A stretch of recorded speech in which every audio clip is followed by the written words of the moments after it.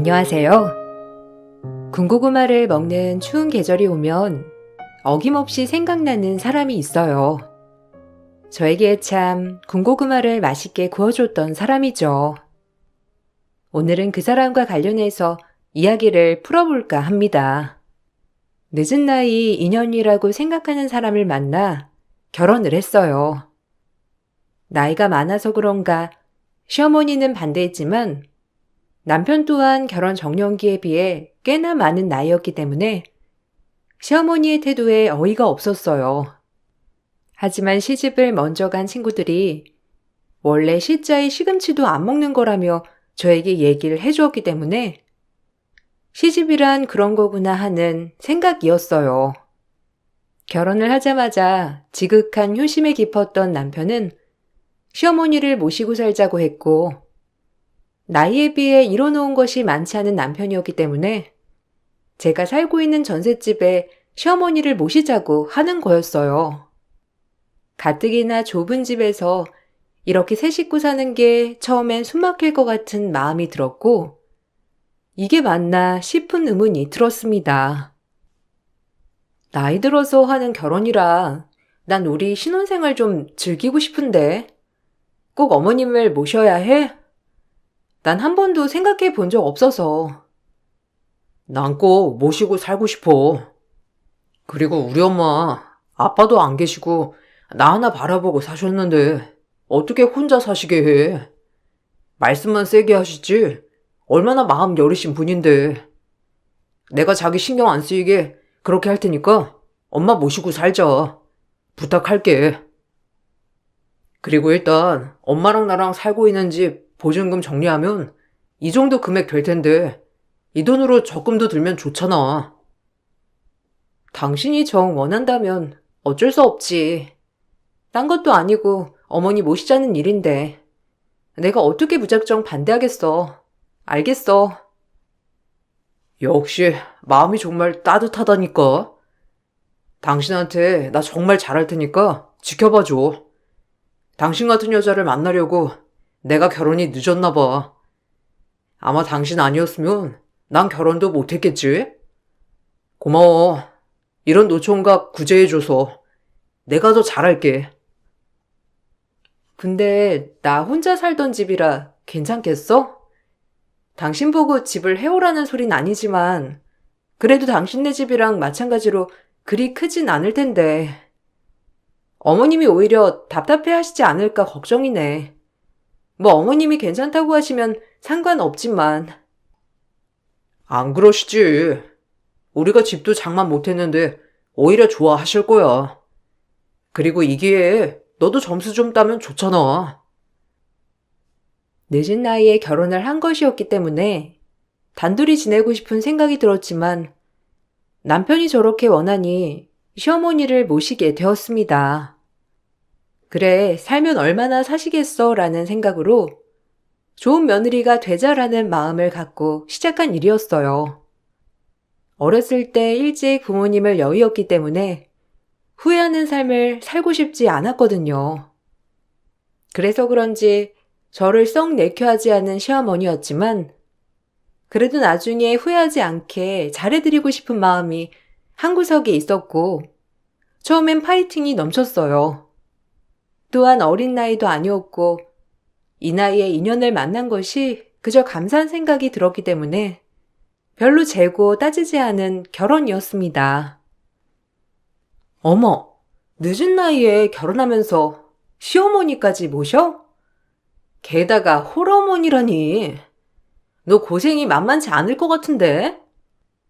니네 엄마 살아 있었어 봐. 어디 이런 결혼 시키겠니? 그리고 네가 돈을 좀 잘 벌어? 너무 아깝다 네가. 친구로서 말리고 싶어. 에이 그래도 남편이 외동이기도 하고 좀 그렇잖아. 가뜩이나 나 탐탁치 않아 하시는데 같이 살 부대끼면서 잘 지내고 싶어. 처음엔 마음에 안 드셨어도 아마 나중엔 우리 며느리 할걸? 꼭 그렇게 만들고 말 거야. 그리고 네 말대로 엄마도 안 계신데 엄마라고 생각하고 살지 뭐. 나중에 후회하는 일 만드는 것보다 그냥 좋게 잘 지내고 싶어. 열정 보기 좋네. 꼭 그 마음 변치 말고 지냈으면 좋겠다. 내가 말했지? 시자들은 멀리하는 게 제격이라고. 네가 아직 새댁이라 잘 몰라서 그래. 진짜 시자는 시자야. 내 말 명심해. 가뜩이나 잘해주시지도 않는데 꼭 경계하란 말이야. 그래 알지. 네가 시집살이 좀 당했냐? 내가 그래도 한번 헤쳐나가 볼게. 죽기 아니면 까무러치기지 뭐.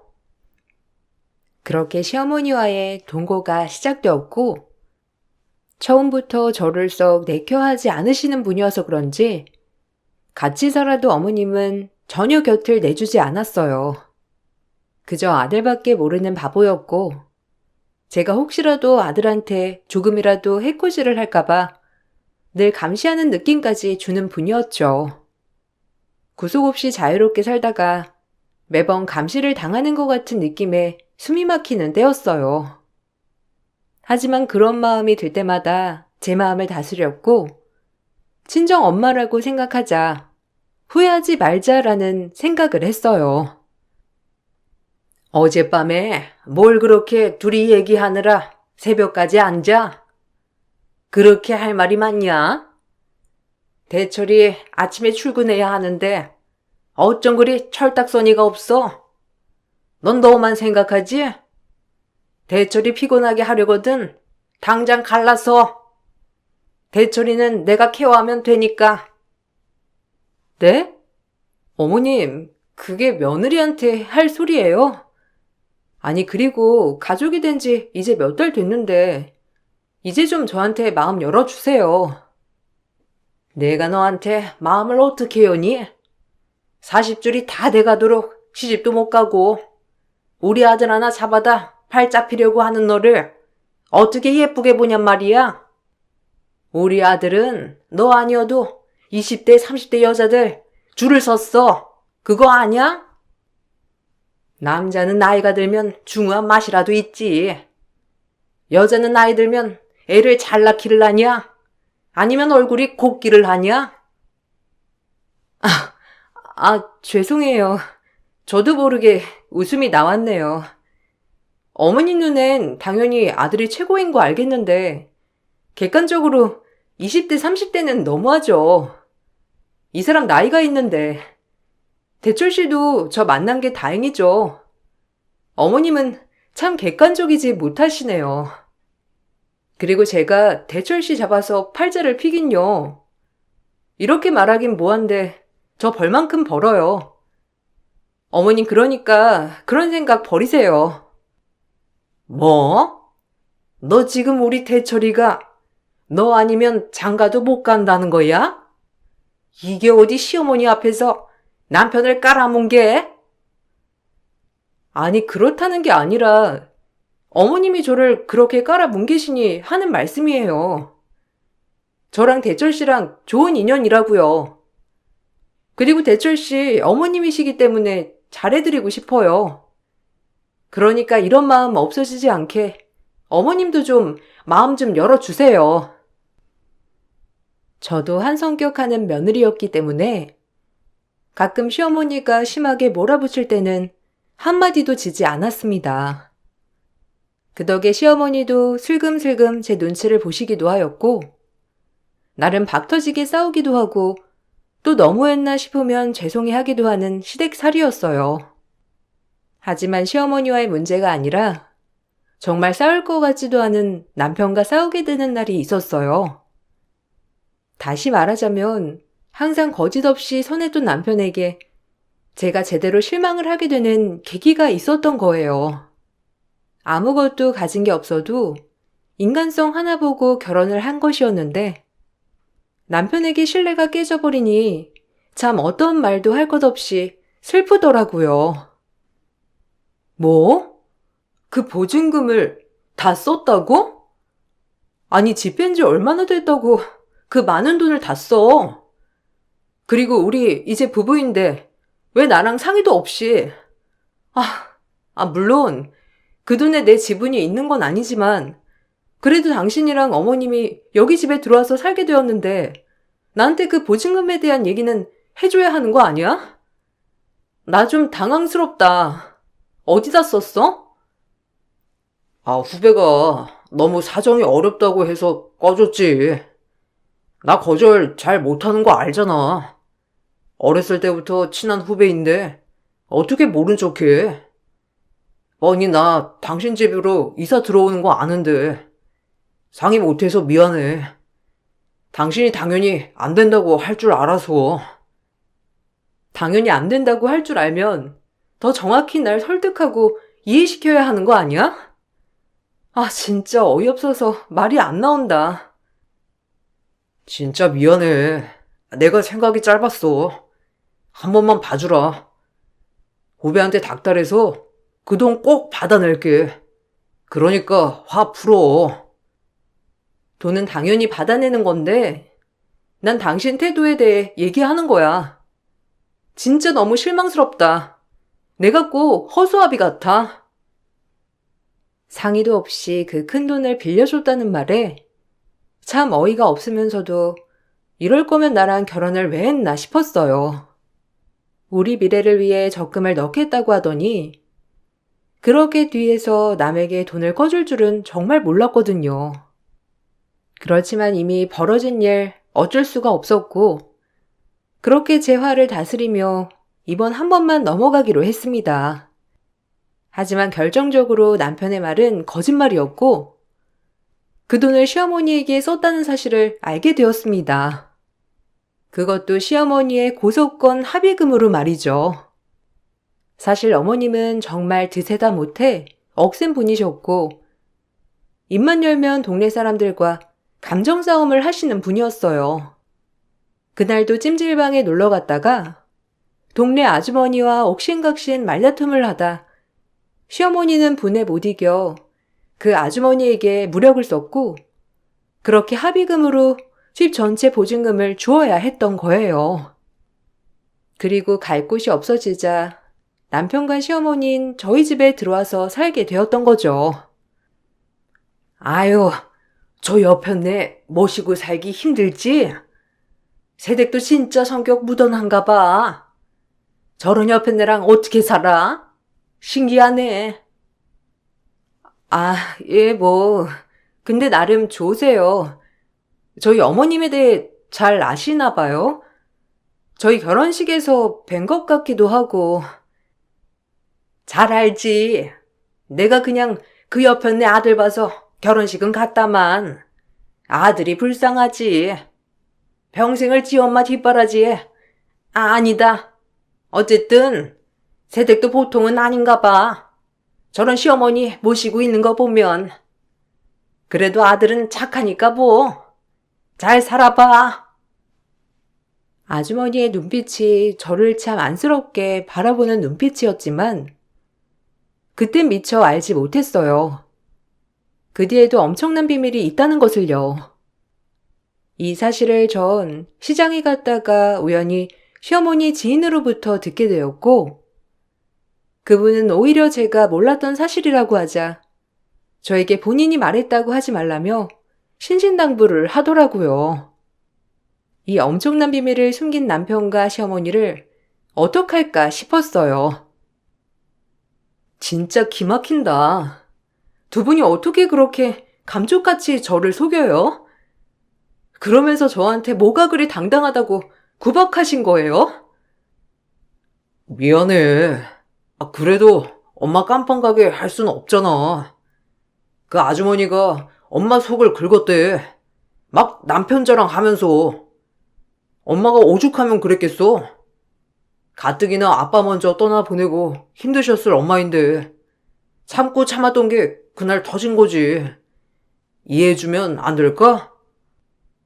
어렸을 적 부모를 잃은 제 앞에서 아빠가 먼저 떠나셔서 엄마가 절이 됐다는 말이 와닿지가 않았어요.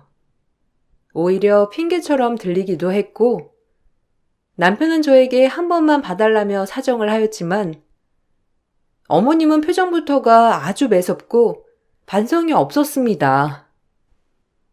그래, 솔직히 얘기했으면 이해가 가지. 근데 나한테 적금 들었다고 하고, 또 들키니까 후배 꺼줬다고 하고, 어머님이 얘기 좀 해보세요. 저랑 대철 씨 이혼하라고도 하셨잖아요. 그럼 어디 가서 사시려고 그런 큰 소리를 치신 거예요? 사람이 살다 보면 실수할 수도 있는 거지. 넌 뭐가 그리 깨끗해서 우리 아들을 쥐잡듯 잡아? 잘난 것도 없는 게 집 하나 있다고 유세 떤다. 고작 천세 살면서. 그리고 너 막말로 대철이 아니었으면 시집도 못 갔잖아 평생. 안 그러냐? 어머님은 정말 저한테 미안한 마음이 조금이라도 없으시죠? 진짜 너무하시네요. 항상 당당하시고 뭐가 그리 잘나셔서 제가 그렇게 마음에 안 드시는지. 저 정말 열심히 살았고 착실하게 지금까지 올라왔어요. 고작 나이 좀 많은 게 흠인가요? 그럼 대철 씨는요? 대철 씨가 저보다 6살이나 많은데 도대체 왜 그러시는 거예요? 그리고 이번 일 얘기하면 어머님이 저한테 미안하다고 할 줄 알았어요. 대철엔 잘못 없다고 이해해달라고 하실 줄 알았는데 끝까지 어머님은 뻔뻔하시군요. 뭐라고? 너도 나한테 맞고 싶냐? 그래, 나 원래 이런 사람이야. 그래서 뭐 내쫓겠다고? 어디 마음대로 해봐. 아, 엄마, 그만해요. 여보, 내가 사과할게. 미안해. 엄마가 원래 자존심이 강하셔서 사과 못하시는 거 알잖아. 이해 좀 해줘. 시어머니는 그 말씀을 하시고 방문을 쾅 닫고 들어갔고, 정말 같이 살고 있지만 진짜 너무 싫더라고요. 인정하지 않는 태도하며 말투, 그리고 끝까지 저를 마음에 들지 않는다고 엄포를 놓으시는 저 모습. 제 잘못이 아님에도 불구하고 그날은 억울하고 분해서 눈물이 마구 쏟아졌어요. 그런 저를 보고 남편은 많은 위로를 해주었지만 그 순간 남편마저 똑같이 보여 화가 풀리지 않았어요. 하지만 그 당시까지 제 사전엔 이혼은 없다고 생각했기 때문에 그렇게 비는 남편을 외면할 수 없었어요. 그리고 일이 이렇게까지 되자 시어머니에게 후회하지 않도록 잘해드려야겠다는 생각을 적게 되는 계기가 되었어요. 진짜 한 번만 기회를 줘. 내가 잘못했어. 뭐든 너랑 상의했어야 하는데 네가 우리 엄마 이상하게 볼까봐 겁도 나고 또 좋은 모습만 보이고 싶기도 했어. 그리고 이 나이 먹도록 집 하나 장만 못하는데 이런 일까지 있다고 해봐. 네가 얼마나 우리 집에 실망하겠어? 내 마음 조금도 이해 못하겠어? 다 너 떠나지 못하게 하려고 내가 이렇게 한 거야. 진짜 마지막이야? 다른 거 혹시 나한테 숨기는 거 있어? 있으면 지금 말해. 나중에 들키면 정말 용서 안 해. 아, 전혀 없지. 이제 숨기는 거 없으니까 화 풀어. 내가 살면서 정말 다 갚을게. 평생 충성하면서 진짜 잘할 거야. 그래, 당신 말 이번 한 번만 믿을게. 만약 혹시라도 지금 이 순간부터 나한테 거짓말 하는 거 있으면 그땐 끝인 줄 알아. 당연하지. 절대 당신 속일 일 없을 거야. 고마워. 이렇게 마음 풀어줘서. 역시 당신 마음은 바다와도 같다니까. 저에게 미안해하지 않는 시어머니는 너무 미웠지만 아들인 남편이 이렇게 사과를 하니 마음이 풀어졌어요. 아무래도 남편을 많이 사랑했기 때문에 용서가 가능했겠죠. 그 일이 있고 시어머니와 껄끄러운 건 사실이었지만 그래도 나름 잘 지내려고 했습니다. 어차피 저를 마음에 들어 하시지 않는 분이니 저 역시 노력은 거기서 멈추게 되었고 그저 제 일만 열심히 하고 남편과 행복해야겠다는 생각을 하며 앞만 보고 달렸어요. 그렇다고 시어머니를 없는 사람 취급한 건 아니고 그저 잘 보이기 위한 노력을 덜했을 뿐 나름 최선을 다했답니다. 원래도 워커홀릭인데다 세 식구가 좁은 집에서 사는 것이 좀 그래서 더욱더 일에 매달렸어요. 디자인과를 나와 프리랜서였던 저는 하는 만큼 벌었기 때문에 휴일 없이 악착같이 일을 했고 그 덕분에 8년 만에 제대로 된 신혼집을 장만하게 되었습니다. 그리고 시기 좋게 2억 9천에 매매한 집이 부동산가 폭등으로 5억까지 올라 5억짜리 집이 되면서 이제 내 인생 정말 피는구나라고 생각이 들었어요. 진짜 독하다 너. 어떻게 집까지? 근데 그럴 줄 알았어. 너 같은 애가 집도 사는 거지. 정말 대단해. 대철 씨도 좋아하지? 대철 씨는 무슨 복이 있어서 그 나이에 너를 만나 이렇게 인생이 피냐? 솔직히 대철 씨가 널 잡은 게 땡 잡은 거지. 아니야. 남편이 나한테 얼마나 잘해주는데. 식구도 없는 나를 옆에서 지켜주고 감싸주는 게 제일 큰 거지. 뭐 능력 있고 돈 많으면 단가?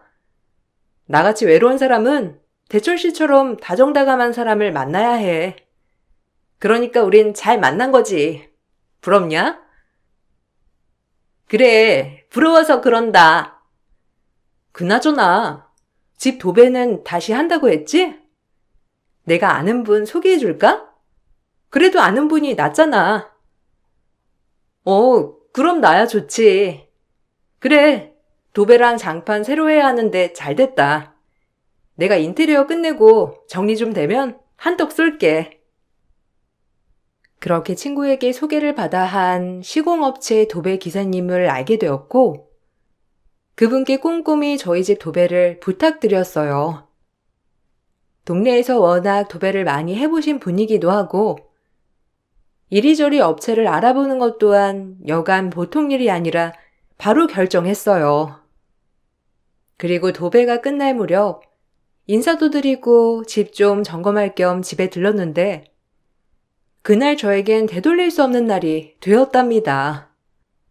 그 도배 기사님의 한마디에 저의 인생이 180도 달라졌고 그로 인해 지금의 제 가치관 또한 변하게 되는 계기였으니까요. 저 오늘이 마지막이라서 드리는 말씀인데 사모님, 시어머니 믿지 말고 꼭 해봐요. 보이는 게 다가 아니니까. 네? 저희 시어머니를 아세요? 아니 어떻게... 그리고 무슨 말씀이신지 그냥 속 시원하게 말씀해 주시면 안 될까요? 아무래도 보여드리는 게 낫겠다 싶어 이렇게 보여드립니다. 사모님은 아시고 계셔야 할 것 같아서 말이죠. 지난번에 신랑분이랑 시어머니라고 하면서 같이 종종 여기 왔었잖아요. 저도 그때 딱 알게 됐어요. 어떻게 이런 일이 참... 8년 만에 장만한 5억 신혼집에서 시공을 마친 도배 기사님이 저에게 의문의 녹화본을 슬쩍 건네주는데 전 그 영상을 보고 그 즉시 생각할 겨를도 없이 112를 눌렀습니다. 그리고 그 파장은 어마어마했고 저 역시 충격에 아찔한 정신이었어요. 네가 감히 날 신고를 해? 네가 무슨 근거로 날 신고를 해? 저 대철이랑 살면서 어떻게 나를 이렇게 곤란에 빠뜨려? 어머님이 지은 죄는 받으셔야죠. 어떻게 그런 행동들을 하고 돌아다닐 수가 있어요? 대철 씨를 위해서라도 조사 받으세요. 네가 뭔데 나한테 이래라 저래라야? 아니 그리고 증거 있어? 네가 뭘 한다고 나서? 여자가 드색이나 해가지고. 아고 조용히 하세요. 다 증거 확보했으니까. 참 나이 드신 양반이 창피한 줄 아셔야지. 어디 와서 큰 소리예요? 네? 그 증거 나도 좀 보여줘요. 아니 나라는 증거 있어? 아주 쌍으로 사람 하나 잡는 거 아주 우습네. 야, 너 때문이야. 진짜 가지가지 하시네요. 어머님 하면 가지밖에 안 떠올라요. 하도 가지가지 하셔서. 사람이 어떻게 그리 뻔뻔해요? 이게 누굴 농락하나? 나 아니라니까. 아우, 억울해서 대한민국에 못 살겠네. 형사님, 저 아니라고요. 얘가 오해한 거라고요. 사실 그 도배기사님이 보여주신 녹화본은 어머님이 인테리어를 하는 집마다 돌아다니면서 비싼 자재들을 골라서 가지고 나오는 모습이었고, 하도 물건들이 없어지자 도배기사님이 인테리어를 할 때 CCTV를 슬쩍 달아놓았던 겁니다. 그리고 거기에 덜미가 잡힌 시어머니였고요. 저희 집 인테리어를 해주신 도배기사님뿐만 아니라 이 근방에서 리모델링하는 집을 맡은 기사님들이 하나같이 범인을 잡아야 한다며 입을 모았다고 했어요. 그리고 그 범인은 시어머니였습니다. 정확히 얼굴이 찍혔고 아무렇지 않게 물건들을 스리슬쩍 가지고 나가는 시어머니였어요. 너무 자연스럽게 가져가는 틈에 정말 훔치는 줄도 몰라 보이더라고요. 그리고 한두 번 해본 솜씨가 아니었고 그 모습을 보니 더욱더 소름이 끼쳤어요. 신고할까 말까 망설였어요. 일단 사모님은 아예 모르시는 것 같아서 먼저 보여드린 거예요. 계속 시공하면서도 말씀을 먼저 드릴까 했는데 이제야 말하게 됐네요. 어쨌든 아주머니께서 반성을 하신다면 저희도 선처할 의향은 있습니다. 뭘 선처야? 내가 훔친 거 봤어? 아주 사람을 잡아도 유분수지. 내가 그렇게 만만해 보여요? 기사 양반, 말 똑바로 해. 아니 아줌마, 증거가 있다니까요. 어떻게 저렇게 뻔뻔할 수가? 걸렸으면 창피한 줄 알아야지. 아줌마 사과부터 해야 하는 게 원래 정상이에요. 이렇게 발뺌할 게 아니라 증거까지 다 있다는데 어쩜 이리 뻔뻔해요? 인생 헛사셨네. 뭐야? 네가 뭔데 나보고 헛살았다 말아야? 나 명예훼손으로 다 고소할 거니까 그리 알아. 감히 날 도둑 취급해? 같이 경찰서에 간 기사님에게도 큰 소리를 치는 어머님을 보고 정말 답도 없는 노인네다라고 생각이 들었습니다. 그리고 제가 시어머니임에도 불구하고 112에 신고를 하자 시어머니는 분노를 하였고 경찰서에서 알게 된 사실 하나는 시어머니가 무려 정가 사범이었다는 사실도 알게 되었어요. 정말 당황스러웠고 어이가 없었지만 더 황당했던 건 저를 탓하는 남편이었습니다. 전 사실 남편이 정말 큰 충격에 빠질까봐 어떻게 말을 해야 할지 고민하고 있었던 찰나였거든요. 그러나 남편은 원래도 어머님의 도벽을 알고 있었고 그럼에도 불구하고 신고를 한 저를 나무라는 모양새였어요. 황당하지 않나요? 엄마가 적적해서 좀 물건들 좀 팔아먹은 거 가지고 그걸 신고해? 솔직히 너는 개입된 일 아니잖아. 근데 어떻게 시어머니를 신고할 수가 있어? 네가 그러고도 사람이냐? 엄마가 지금 연세에 또 깜빵에 가셔봐. 버틸 수냐 있겠냐고. 너 너무한다. 그래서 나한테 어머님 정가 사범인 거 숨겼니? 내가 말했지? 나한테 숨기는 거 없이 모조리 오픈하라고. 근데 이 큰 걸 숨기다니. 진짜 당신도 어머님이랑 한통속이야. 어머님이 저렇게 정가까지 있으면 더더욱 행실을 조심시켰어야지. 그리고 지난번 고소건도 그래. 한두 번 아니었던 거야. 그렇지? 그러니까 별로 놀라지도 않는 당신이고. 참 대단하다, 두 모자. 엄마가 얼마나 힘드셨으면 도둑질을 했겠어? 그리고 그 정가는 다 살기 힘들 때 먹고 살려고 절도한 거야. 불쌍한 거지. 아빠 일찍 돌아가시고 엄마가 악착같이 날 먹여 살리려고 고생하신 거라고.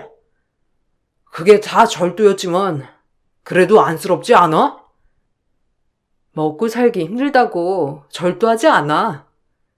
그리고 저번에 무력 쓴 건 뭐고? 어머님 그냥 성격이고 천성이야. 주변에서 아무도 잘못했다고 얘기를 안 해주니 이런 꼴이 나지. 당신도 책임 있어. 매번 그렇게 뒷수습을 해줄 게 아니라 어머님을 못하게 했어야지. 대철아, 너 가진 돈 있지? 이 사람들한테 합의해주고 나 좀 꺼내줘라. 어디 이것들이 사람을 함부로 쳐넣어? 죄송한 줄 아셔야죠. 진짜 전 이런 모습이 더 싫은 거예요. 어떻게 사람 낯짝이 그리 두꺼울 수가 있어요? 참 대단하시네요. 그 와중에도 남편은 어머님을 두둔했고, 남편의 말과는 다르게 시어머니의 절도는 대부분 무력 행사와 절도였어요. 젊었을 적 버릇 개 못 준다는 말이 딱 맞았고, 그렇게 깜빵을 4번이나 갔다 왔음에도 불구하고 절도를 또 저질렀던 거예요. 더 웃겼던 건 시어머니는 반성을 전혀 하지 않았고, 오히려 제가 신고한 것에 대해 분개만 할 뿐이었죠. 정말 갱생불가의 인간이라고 해도 과언이 아니었습니다.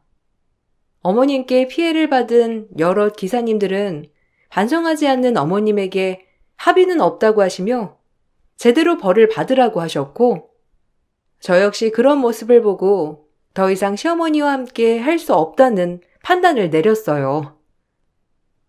이 늙은 노인네가 그저 장난 좀 친 거 가지고 다들 너무한 거 아니에요? 그리고 네가 제일 나빠.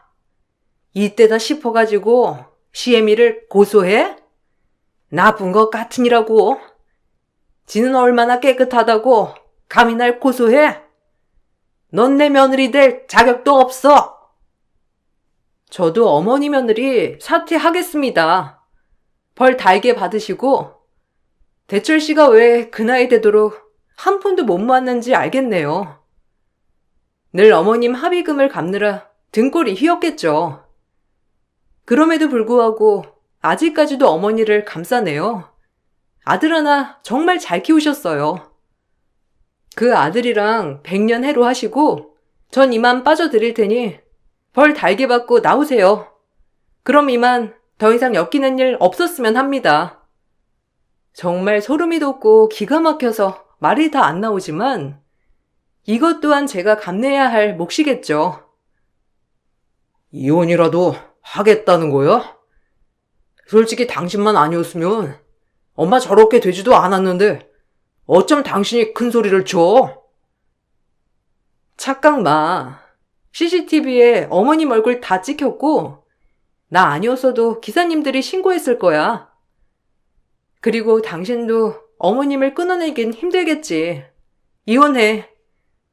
나한테 거짓말도 한 당신 신뢰 다 깨졌어. 지금처럼 그냥 누구한테 피해 끼치지 말고 어머님이랑 둘이 살아. 와, 진짜 독하다. 부모가 없어서 그런가? 아주 부모를 이해 못하는구나. 이런 걸 다 따지고 결혼했어야 했는데. 뭐?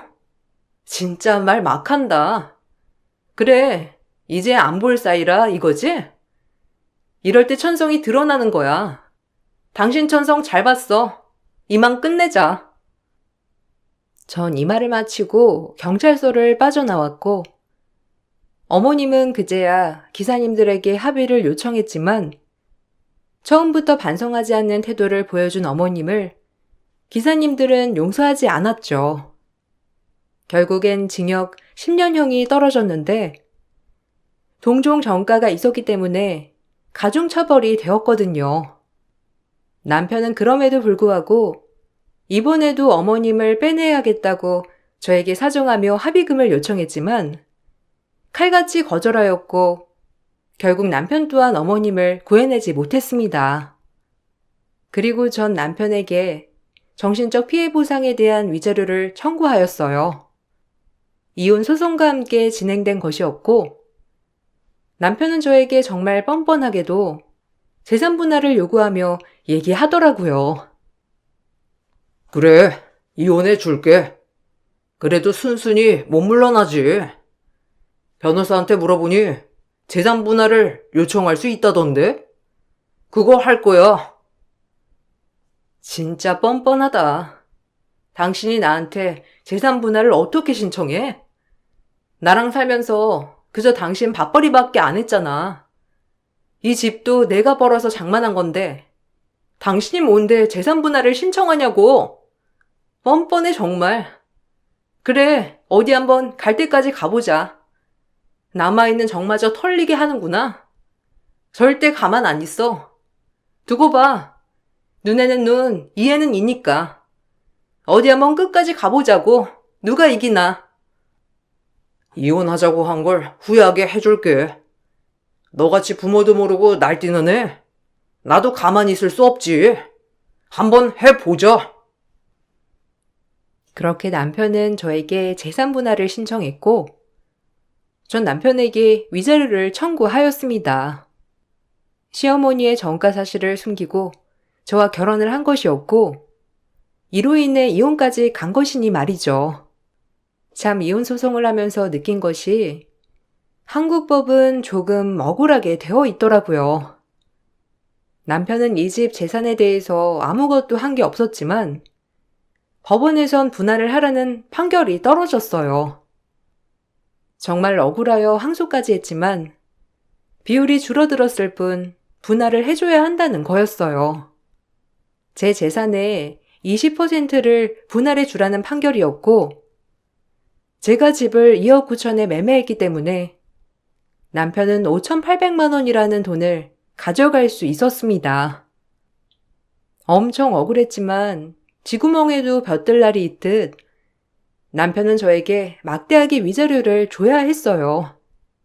7천만 원이라는 위자료였는데 혼인의 파탄 사유가 명백히 남편에게 있고 시어머니의 전가 사실을 숨겼으니 저에게 정신적 피해 보상을 입혔다는 게 명백했거든요.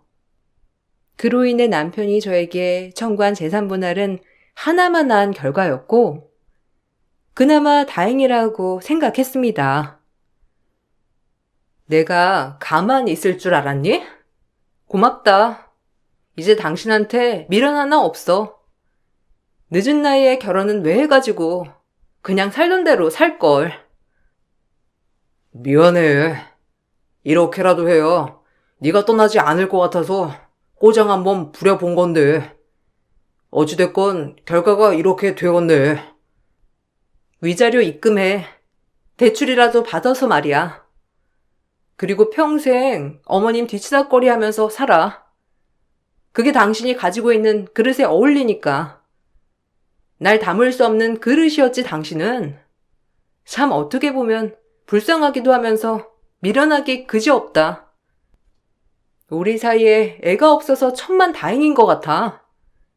누구 신세 망치지 말고 혼자 어머님 봉양하며 잘 살아봐. 그게 남편과 마지막이었어요. 남편은 돈이 없을 텐데도 불구하고 깔끔하게 위자료를 보냈더라고요.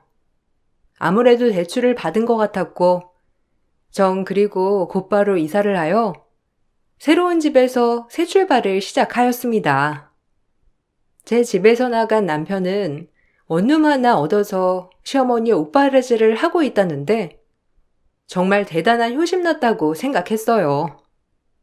충격을 안 받았다고 하기엔 너무 큰 타격이 있었지만 그래도 지금이라도 벗어난 것에 대해서 감사해야 하는 마음을 가져야 할 것 같아요. 끝까지 반성하지 않는 시어머니의 태도에 대해 정말 많은 생각을 하게 됐고 저렇게 추잡하게 늙어가지 말아야겠다고 생각했어요. 그리고 전 집 앞에 조그마한 사무실을 얻어 디자인 회사를 조그맣게 차렸습니다. 일이라도 푸지게 해보자라는 마음에서 말이에요. 오히려 잊으려고 악착같이 일에만 매달린 결과 지금은 12명의 직원을 거느린 작은 회사까지 성장했어요. 눈꽃을 새 없는 바쁜 나날이지만 오늘같이 추운 날 전 남편이 한번 생각이 나서 글을 써봅니다. 제 글을 읽어주셔서 감사드리고 여러분들은 후회하지 않는 선택을 하시길 바랄게요. 감사합니다. 안녕하세요. 저는 서울에 살고 있는 여자입니다. 지금 생각해봐도 그 사람들의 행동을 전혀 이해할 수가 없어 이렇게 사연을 신청하게 되었습니다. 주변 사람들은 빠져나온 것만도 다행이라며 2번 다시 엮이지 않길 바라고 있어요. 드라마에서나 나올 법한 그런 사람들이 한 식구였다는 게 너무 소름이 끼치네요. 저는 시댁 집안의 맏며느리였고 밑에 2명의 동서가 있었죠. 그런데 저 혼자 시댁 생활을 할 때의 대우와 시동생들이 결혼을 해서 시모는 2명의 며느리를 두게 되자 언제부터인가 저는 대우 자체를 해주지 않았어요. 당연히 서운한 감정이 들 수밖에 없었지만 어쩔 수 없다고 생각했었어요. 2 동서의 집안은 꽤 잘 사는 집안이었거든요. 그래서 그런지 동서가 시댁에 오는 날이면 시모의 양손은 선물로 가득했었습니다. 2 동서가 시집 올 때도 억대 혼수를 해왔었고 시모의 입은 찢어졌었죠.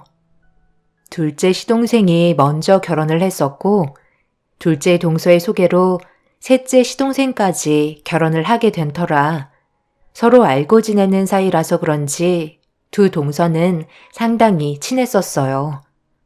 그래서인진 몰라도 시댁에 모임이 있을 때 저를 따돌리는 듯한 느낌을 받은 적이 있었습니다. 저 같은 경우 어쩔 수 없이 시댁 생활을 할 수밖에 없었는데요. 그 이유는 일단 남편이 시댁에서 살길 원했었어요. 회사에서도 근무를 하지만 집에서도 처리해야 될 일들이 상당히 많았는데 새로 살림을 꾸리길 원하지 않았었어요. 결혼할 당시만 해도 시모가 저를 딸처럼 대해주셨기 때문에 거부감이 없었고 저는 친정 부모님들도 오래전에 사고로 2분 다 돌아가셔서 부모님에 대한 그리움 때문에 크게 상관없다 판단했었죠. 그래서 시댁에서 살기 시작했고 북적거리며 사람 사는 느낌이 들어 나쁘지 않게 받아들이며 결혼 생활을 보냈었는데 동서들이 들어오면서부터 제 삶은 바뀌게 되었죠. 처음에 둘째 동서가 며느리로 들어왔을 때만 해도 큰 문제는 없었어요. 제가 먼저 며느리로 들어온 만큼 집안에 대해 많은 것들을 알고 있었기 때문에 알고 있는 것들을 가르쳐주며 시댁에 올 때만도 집안일을 같이 거들어주길 바랬었어요. 며느리로서 당연히 해야 할 것들이었죠. 그런데 셋째 동서가 들어오면서부터 상황은 180도 달라져 버렸습니다. 항상 저에게 살갑게 웃던 둘째 동서가 친분이 있는 셋째 동서가 며느리로 들어오면서 저를 따돌리며 시모와의 갈등을 조성하기 시작했습니다. 딱 봐도 둘째 동서가 시댁 집안의 주도권을 잡으려는 것처럼 보였지만 저는 완만하게 지내는 걸 원했었기 때문에 좋게 대화로 풀어나가려 했었습니다. 그런데 둘째와 셋째 동서의 행동은 날이 가면 갈수록 지나칠 정도로 안 좋은 상황을 만들어가며 불화를 키우게 되었네요. 둘째 동서는 지금 나랑 뭐 하자는 거야? 원래 이런 성격이었어? 내가 좋게 얘기했잖아. 그래도 이 집안의 며느리로 들어왔으면 하기 싫어도 해야 될 일이 있는 거라고. 그동안 나 혼자서 감당하는 게 힘들었어도 묵묵히 해왔었는데 지금은 상황이 전혀 다르잖아? 동서네가 결혼하면서 입이 더 늘어난 만큼 혼자서 손이 부족하기 때문에 내가 잠깐 할머님 병시중 좀 들고 있을 때 저녁 준비 좀 하고 있으라는 게 그렇게 싫었어? 어떻게 아무것도 하지 않고 핸드폰만 만지고 있어? 뭐부터 해야 할지 몰라서요. 그리고 저는 요리에 워낙 관심이 없어서 칼을 잡고 싶지 않아요. 오늘 네일 받고 왔는데 제 고운 손에 흠집이 나잖아요. 그냥 나가서 대충 한 끼 때우면 되는 거지. 굳이 집에서 음식 만들어 먹어야 하는 이유가 뭐예요? 형님은 매일 음식하는 거 귀찮지도 않으세요? 제가 봤을 때 집에서 해먹는 게 돈이 더 많이 나오는 것 같아요. 이러지 말고 그냥 밖에 나가서 먹는 게 좋을 것 같은데요?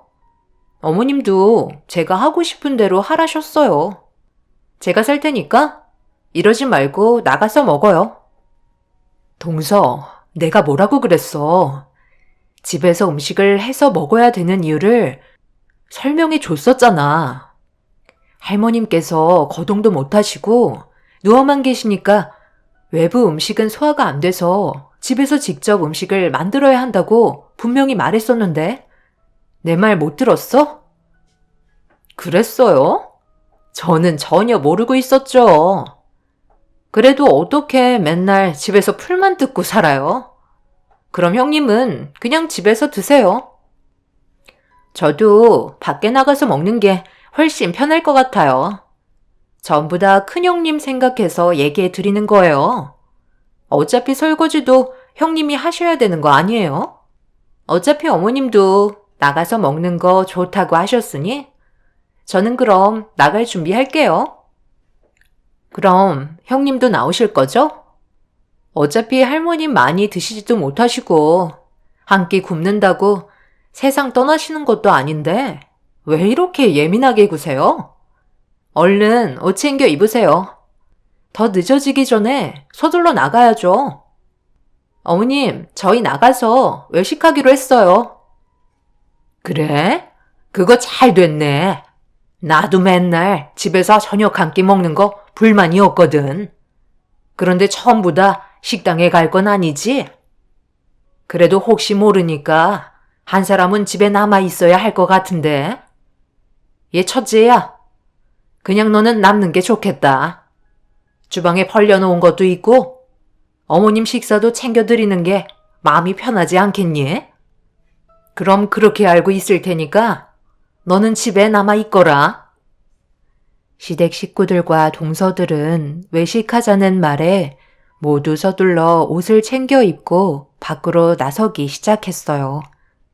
그리고 남편도 시모의 뒤를 따라 나서려고 신발을 신고 있길래 남편에게 외식하고 올 거냐고 물어보니 본인도 집밥은 먹고 싶지 않다며 술이나 한잔하고 오겠다면서 서둘러 밖으로 나가버렸네요. 시끌벅적했던 집안은 순식간에 조용해졌고 저는 안중에도 없었네요. 어차피 할머님을 챙겨드려야 했기 때문에 평소처럼 저녁 식사를 준비한 뒤에 누워 계신 할머님을 일으켜드리고 간단하게 준비한 저녁 식사를 가지고 방으로 들어가 한술 떠드렸어요. 밖의 상황을 전부 다 듣고 계셨는지 저에게 미안하다는 말만 반복해서 하시길래 제 마음이 불편한 것보다 집에 있는 게 훨씬 속 편하다며 웃어드렸습니다.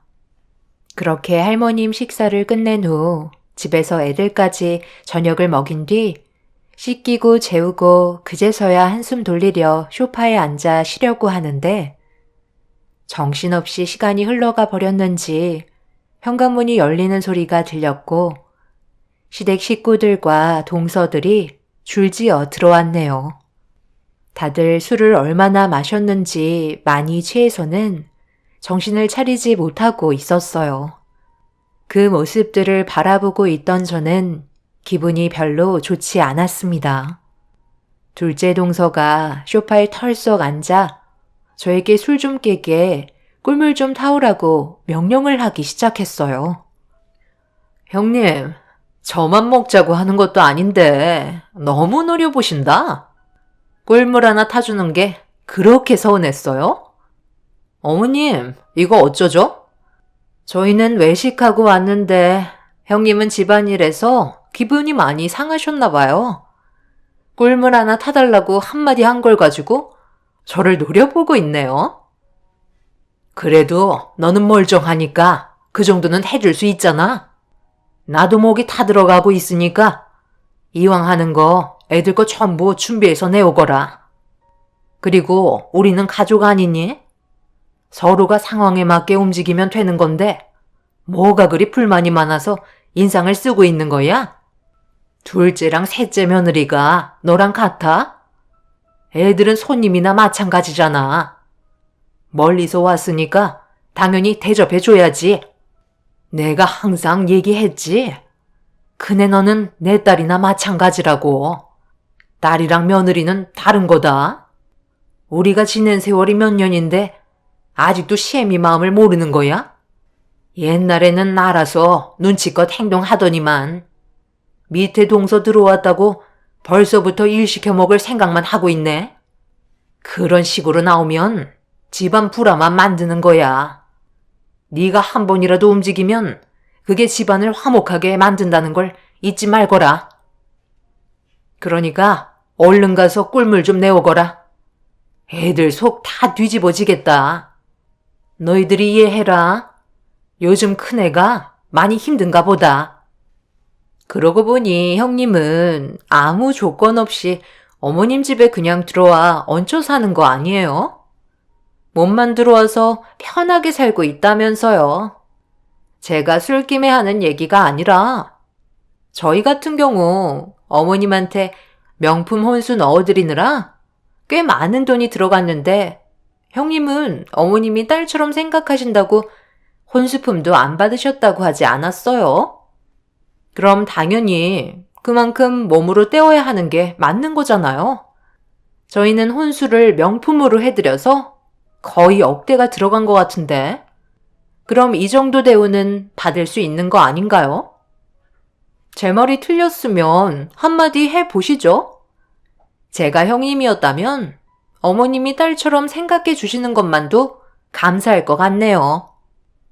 그냥 입만 닫고 있었어도 쓸데없는 말은 듣지는 않지. 내가 얼굴을 들고 다니지 못하겠다. 엄마, 저는 그냥 먼저 들어가 잘게요. 왜 들어가? 그네가 꿀물 타주는 거 먹고 들어가라. 아침에 일어나면 속 뒤집어진다. 얘, 뭐하고 있어? 빨리 움직이지 않고. 두 동서가 시집 올 때 억대의 명품 혼수를 해왔다며 시댁에 올 때마다 그에 맞는 대접을 받길 원하고 있었어요. 그리고 시모는 저를 딸처럼 생각한다고 하지만 말로만 딸이지 무상으로 집안일 해주는 가정부나 다름이 없었습니다. 다들 술을 많이 먹었기 때문에 제정신이 아닌 사람들과 상대하고 싶지 않아 꿀물을 타서 건네주었어요. 그렇게 다들 각자의 방으로 들어간 뒤에 저도 지친 몸을 이끌며 눈을 붙이려 방문을 열고 들어가려 하는데 남편이 베개랑 이불을 저에게 던져주면서 다른 데서 자라는 충격적인 행동을 보였습니다. 언제부터인가 저를 대하는 남편의 태도가 조금씩 변해가고 있는 걸 느끼고 있었지만 제 얼굴에 베개와 이불을 던진 건 상상도 못한 일이라 너무 당황스러웠고 어떻게 받아들여야 할지 몰라 그 자리에 멍하니 서 있었어요. 아무리 술에 취해서 제정신이 아닌 상태라 해도 아내한테 대하는 남편의 태도는 분명 잘못된 거였죠. 그런데 너무 늦은 저녁이었고 큰일을 만들고 싶지 않아 나중에 확실하게 짚고 넘어가야 할 것 같았어요. 결국 굳게 닫힌 문을 다시 열고 들어가기에는 저 또한 상처가 컸기 때문에 베개와 이불을 들고 할머님 방으로 들어가게 되었네요. 그래도 언제나 저를 한결같이 대해주신 할머님은 옆자리를 내어주셨고 제가 고생하고 있다는 거에 항상 고마워해 주셨어요. 거실에서의 상황을 전부 다 듣고 계셨는지 저에게 많은 위로의 말을 해주셨고 할머님과 꽤 오랜 시간 대화를 나눈 뒤에 잠이 들었습니다. 그런데 다음날 아침에 집안이 난리가 나고 말았어요. 시모가 할머님과 제가 자고 있는 방문을 활짝 열더니 저에게 소리치며 화를 내고 있었습니다. 너무 갑작스럽게 일어난 상황이라 잠도 덜 깬 상태로 몸을 일으켰는데 시모의 한마디에 남편과 저를 결혼시킨 이유를 확실하게 알 수 있었고 아침부터 잠도 덜 깬 상태에서 서운한 마음을 감출 수 없어 결국 눈물을 흘리고 말았네요. 너 언제까지 자고 있을 거야? 아침 준비 안 하니? 애들 속 쓰린다고 난린데 눈치껏 행동해서 오늘 같은 날은 일찍 일어나 해장국이라도 준비해놔야 하는 거 아니야? 어떻게 시애미보다 늦게 일어날 수가 있어? 그리고 너는 왜 여기에서 자고 있는 거야?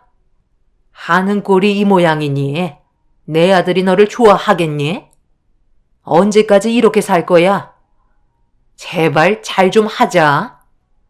내 입에서 험한 말 안 나오게 알아서 움직이면 아무 일 없는데 너는 어떻게 된 애가 눈을 뜰 때부터 눈을 감을 때까지 한 번도 욕을 안 먹는 날이 없어? 애들 곧 나가야 한다니까 서둘러 해장국 만들고 밥 한 술이라도 뜨게 하고 보내거라. 맨날 잔소리를 안 할 수가 없어요. 그럼 네가 하지. 왜 잘 자고 있는 애한테 뭐라고 하는 거야? 어제 너희들 술 먹고 들어와서 늦게까지 수발든 거 몰라? 얘가 가정부도 아니고 똑같이 며느리인데 왜 차별을 주는 건데? 술 먹고 들어온 게 무슨 벼슬이라도 되는 거야?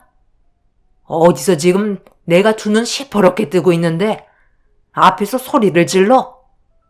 내가 조금만 기력이 있었더라도 너는 벌써 머리채 뜯겼어. 아직까지 이분 살아 계신 것 보니 세상 떠날 날 아직 한참 멀었나 봐요. 어머님도 첫째한테 수발받고 살고 계시면서 저한테 큰소리 칠 자격이 있다고 생각하세요? 모시고 살아주는 것만도 감사하게 생각하셔야죠. 쓸데없이 참견하지 마시고 그냥 조용히 숨죽이고 계세요. 한 번만 더 제 일에 참견하신다면 그냥 밖으로 내쫓아 버릴 거예요. 시모는 집안이 떠나갈 정도로 저에게 소리치며 해장국을 서둘러 준비하길 원했고 저는 험악해진 분위기를 가라앉히려 서둘러 음식 준비를 하게 되었네요. 그렇게 정신없이 아침을 준비하자 그제서야 고개를 내밀고 방에서 나온 시동생 내외들은 자연스럽게 밥상에 앉아 타들어가는 속을 해장국으로 달랬습니다.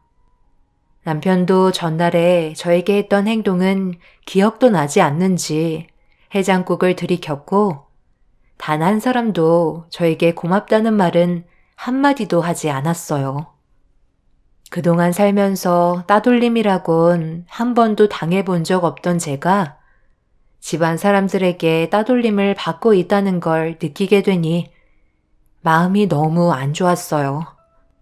둘째 동서는 어느 정도 배가 찼는지 시모에게 조만간 여행 한번 가자며 대화를 시작했고 가만히 듣고 있던 저는 두 동서의 말에 어이가 없었습니다. 팔도 유람 여행? 전국을 돌아다니는 여행을 말하는 거니? 돈이 꽤 많이 들어갈 것 같은데 괜찮겠어? 나는 언제나 가능하지. 그래서 한동안 집을 비워야 할 것 같은데 어머님 집에 안 계셔도 상관없으신 거죠? 신경 쓰이시는 거라도 있으세요? 내가 신경 쓸 일이 뭐가 있겠어? 첫째가 알아서 다 해주는데 나는 그냥 여행만 즐기면 되는 거다. 그래서 언제 출발하는데? 다음 주에 출발할 예정이에요. 어제 말씀드리려 했는데 워낙 정신없어서 잠깐 까먹고 있었네요. 그럼 예정대로 진행하면 되는 거죠? 어차피 형님이 집에 계시니까 어머님은 저희랑 편하게 여행 다녀오시면 되겠어요. 큰 아주버님도 중간에 한번 오실 수 있으시죠?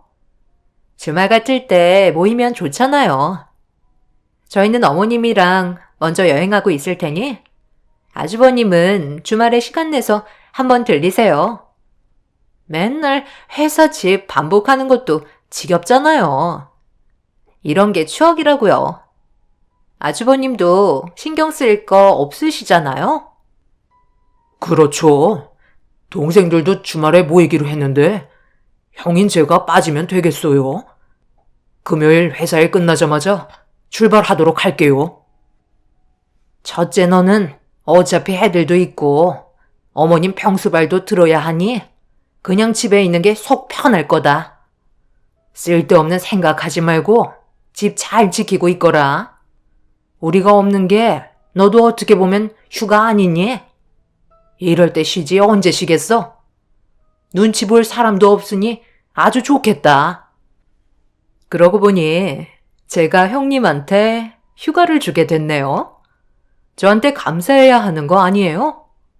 이런 동서가 어디 있어요? 두 동서는 시모를 모시고 15일간의 긴 여행 계획을 세운 상태였어요.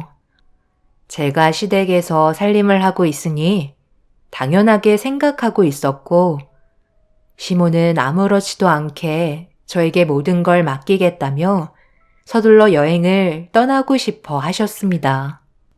그렇게 시모는 두 동서들과 팔도 유람 여행을 떠나셨고, 집에 홀로 남겨진 저는 시할머니 병시중을 들며 애들을 돌봤어요. 그런데 남편이 집에 들어올 시간인데 한참의 시간이 지나도 들어올 생각을 하지 않더라고요. 전화를 해도 받지도 않길래 그래도 남편이라고 걱정이 돼서 틈틈이 전화한 순간 누군가 남편의 전화를 받았고 온몸에 털이 서고 말았습니다. 주변은 상당히 시끄러웠는데 남자들과 여자들이 노래를 부르며 즐겁게 웃고 떠드는 목소리가 들렸어요.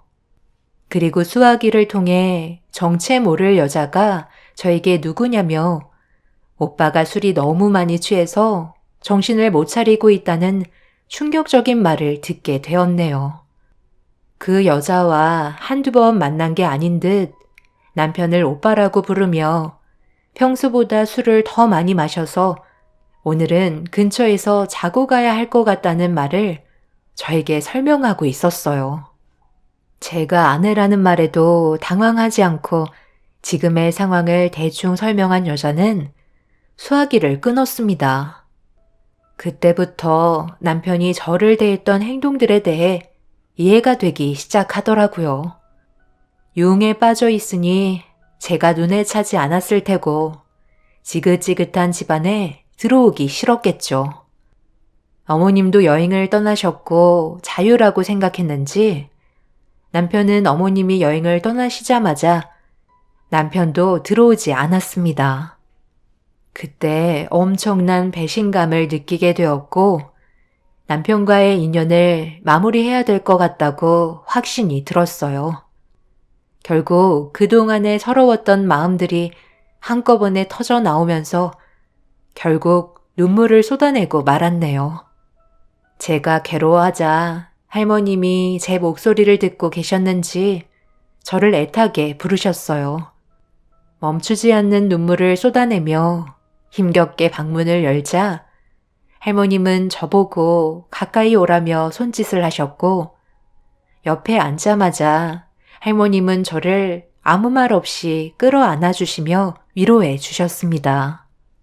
할머님은 이런 집안에 더 이상 붙어 있을 필요 없다며 당장 짐 싸서 나가라고 분노하셨지만 혼자서는 거동도 못하시는 할머님을 두고 떠날 순 없었습니다.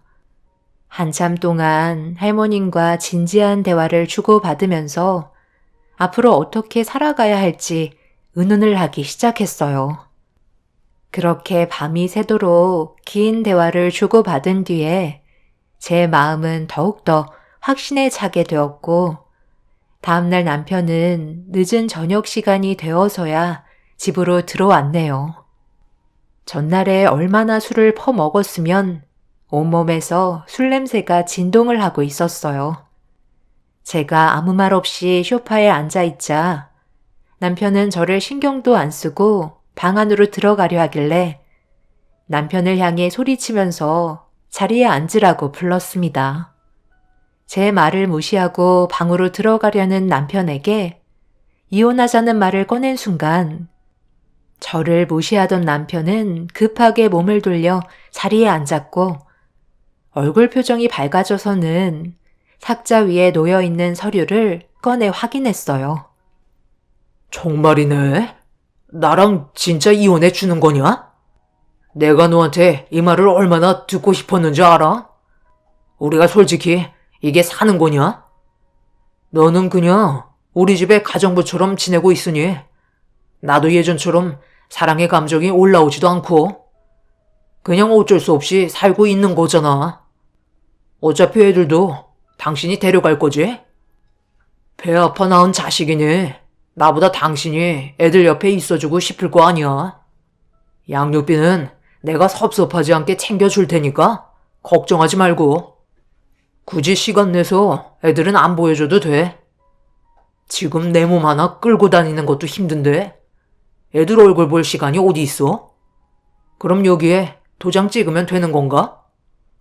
내 도장까지 전부 준비해놨네. 잘 생각했어. 좋은 선택한 거야.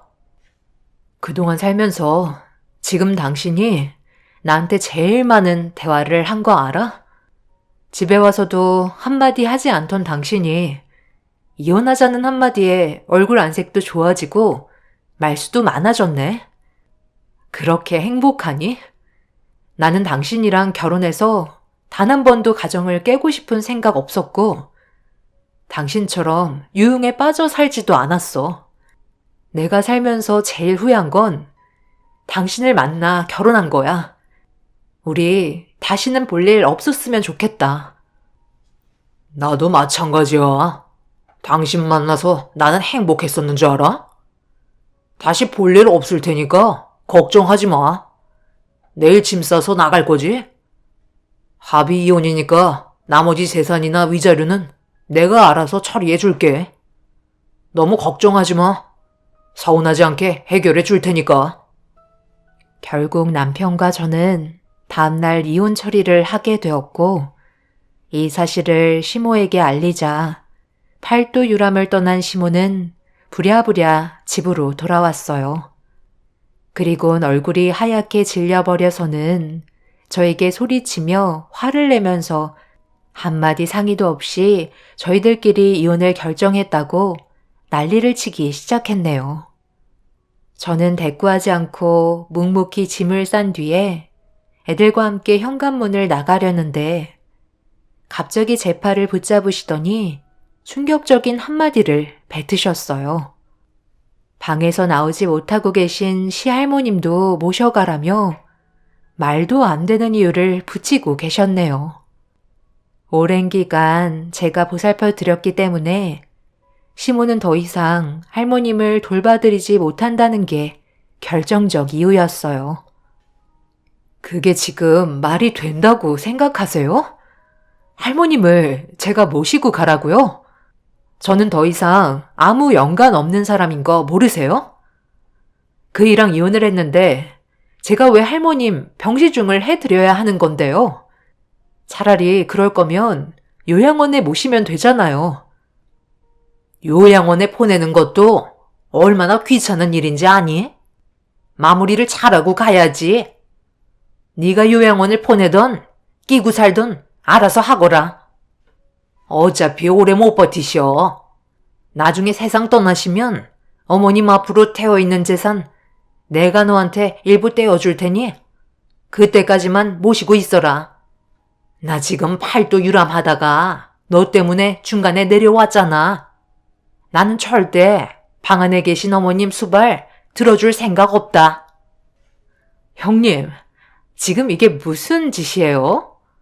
저희가 형님 때문에 계획한 일정에 차질이 생겼다고요. 여행 다녀온다니까 그렇게 배가 아프셨어요? 며칠 됐다고 이렇게 무책임한 행동을 하실 수 있으신 거죠? 전부 다 제자리로 돌려놓으세요.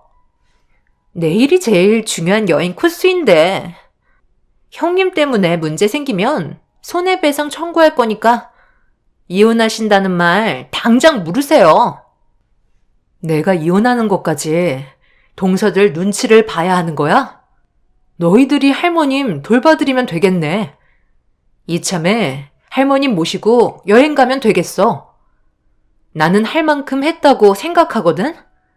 한 번만 더 내 앞길 막으면 나도 그냥 넘어가진 않을 거야.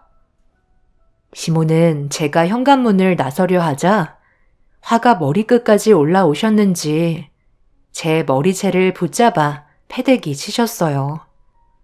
현관문 밖으로 나가려면 무조건 할머님을 모시고 나가라는 시모의 말에 저는 작은 방문을 열었고 휠체어를 타고 계신 할머님을 밖으로 모시고 나왔습니다.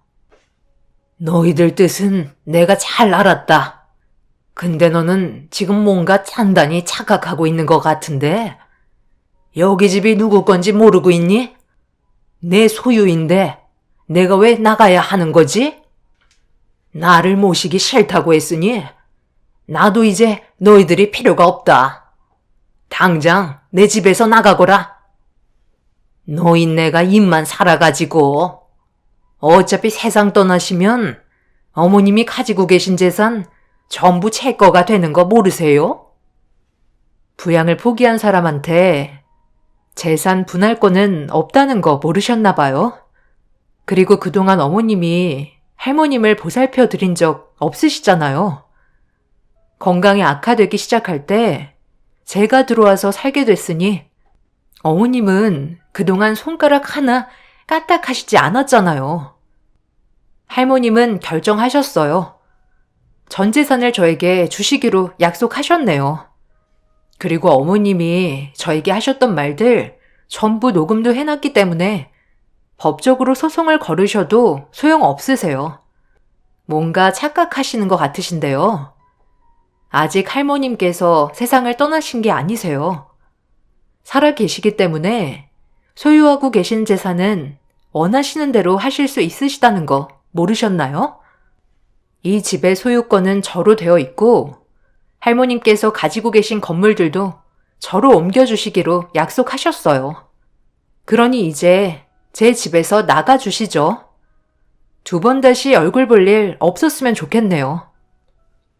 소유권이 변경이 된 등기를 본 시모와 동서들은 눈이 뒤집혔고 말도 안 된다며 집안을 난장판으로 만들기 시작했어요.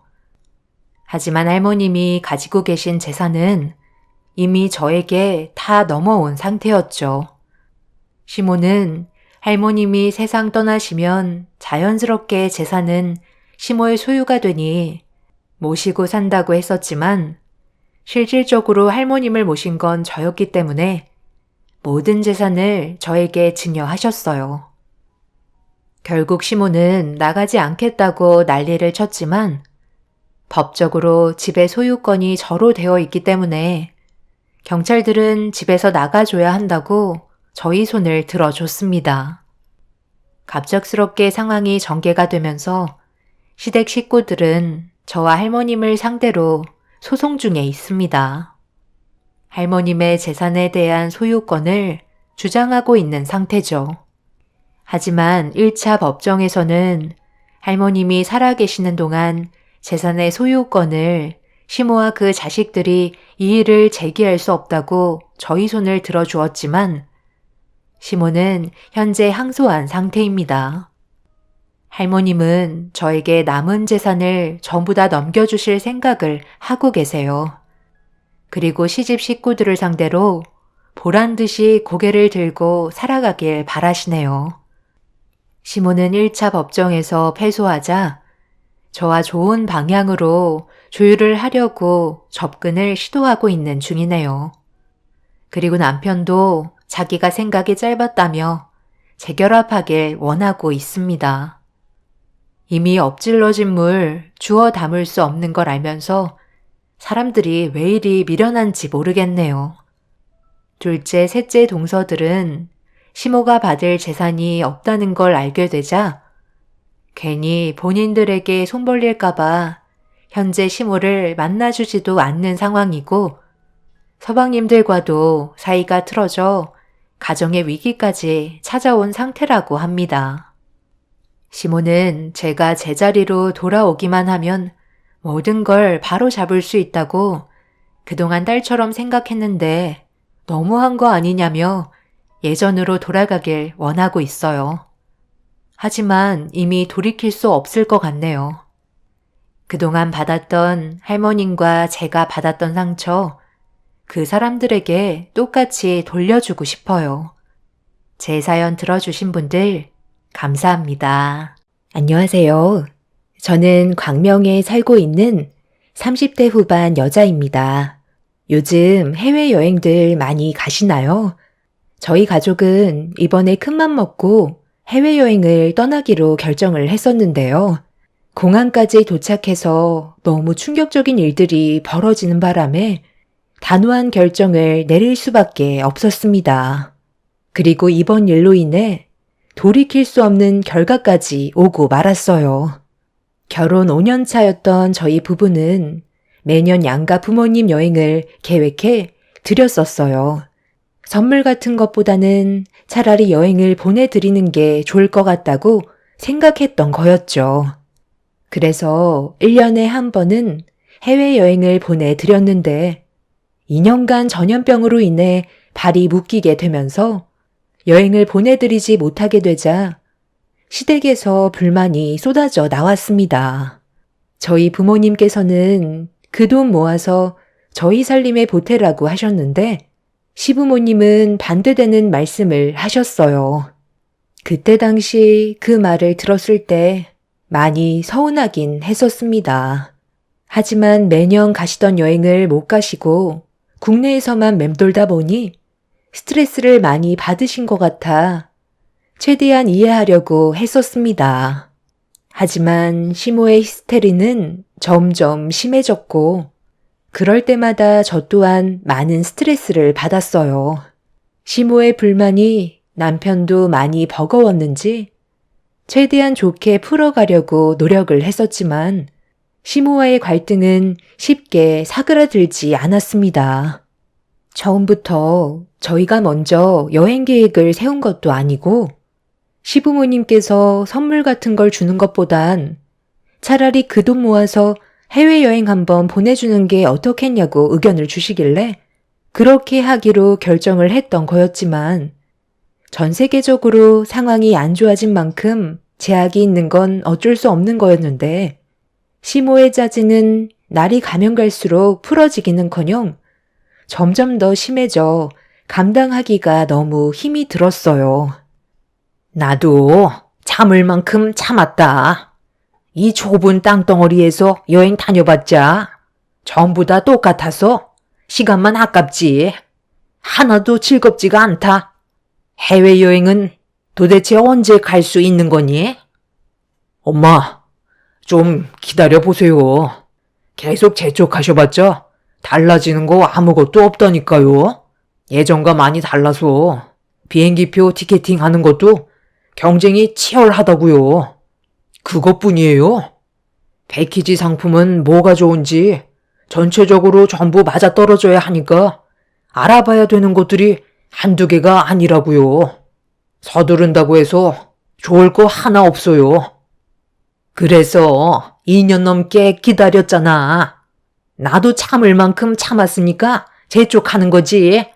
나이는 계속 먹어가는데 움직이지 못하고 국내에만 박혀 있으니 얼마나 스트레스를 많이 받는지 아니? 이번 달 안에 무조건 떠날 수 있게 해줘라. 일단 떠나기만 하면 되니까 대충 있는 상품으로 결제하면 되잖아. 이것저것 따지지 말고 나와 있는 상품으로 결정하라니까. 나는 이미 짐 다 싸놓고 떠날 준비가 딱 되어 있는데 너희들이 너무 꿈떠서 내 속이 뒤집어질 것 같단 말이다. 어머님, 제발 그만 좀 하세요. 저희가 맨날 놀고 먹는 것도 아니고 하루 종일 일하다가 와서 두 발 뻗고 쉬지도 못하고 몇 날 며칠 힘들게 알아보고 있는데 고생하는 저희 입장도 이해해 주셔야죠.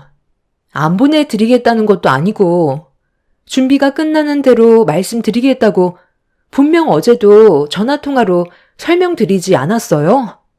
어머님이 이러실수록 시간은 더 늦어질 수밖에 없다는 거 모르세요? 저희 이제 막 퇴근하고 집에 들어왔어요. 옷도 갈아입지도 못한 상태인데 연락도 없이 찾아오셔서 무조건 보채기만 하시면 좋은 마음으로 해드릴 수가 있겠어요? 돌아가 계세요. 준비되는 대로 연락 드릴 테니 그렇게 해 주실 수 있죠? 여행 한번 보내주는 건데 왜 이렇게 일이 많은 거야? 그냥 대충 결제해서 가면 되는 거잖아. 나도 웬만하면 억지 부리고 싶지 않은데 너무 오래 기다렸다. 오늘 내 두 눈으로 상품 결제하는 것까지 확인하고 집으로 돌아가도록 하마.